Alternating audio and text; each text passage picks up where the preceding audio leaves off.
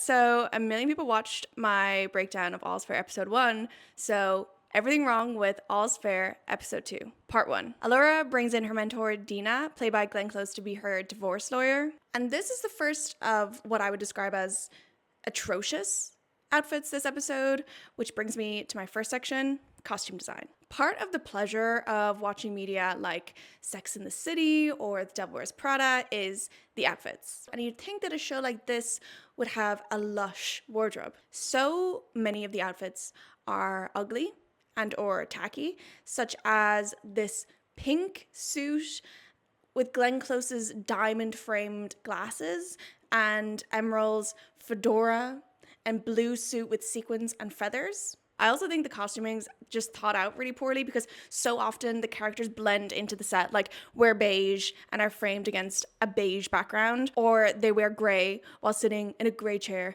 at a grey table. Side note, why are they always sipping champagne in meetings? Is this just another way to tell us that they're rich, which we already know? And costume is a vehicle to tell us about a character, their personality, their social standing, etc. You know, we all know this. What does the costume in this show tell us about the characters? That they're rich businesswomen? The outfits feel so 2025, like office siren baddie, but boring and often ugly. Also, why does Sarah Paulson wear black elbow-high leather gloves? There's a reason feminism is in quotes. These women talk about men so much, and for a show about like badass women, female empowerment lawyers, I actually don't even know if this episode passes the Bechdel test. Some quotes from this episode. Are all men complete assholes in the end? Being betrayed by a man has a specific smell. There are good guys out there, like my guy, okay? Also, the weird like pitting women against each other also does not feel very feminist, does not feel very women supporting women, which is what the show claims to be about. It's also just very tired material.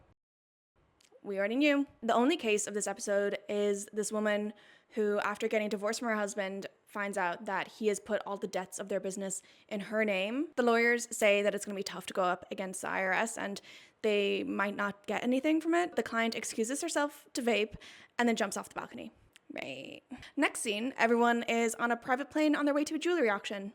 Sure, we all knew the script wasn't going to get any better. At the jewelry auction, Sarah Paulson insults all the characters by calling them, let me just take a look at my notes here, Mayor McHead Cheese, Diane Sawyer, Lola Falana, and George Washington. It doesn't exactly have the biting wit of a good insult, and I feel like a car is a poor imitation of Sue Sylvester from Glee. Also, at one point, Laura says, yes, mother, to Dina, which kind of threw me.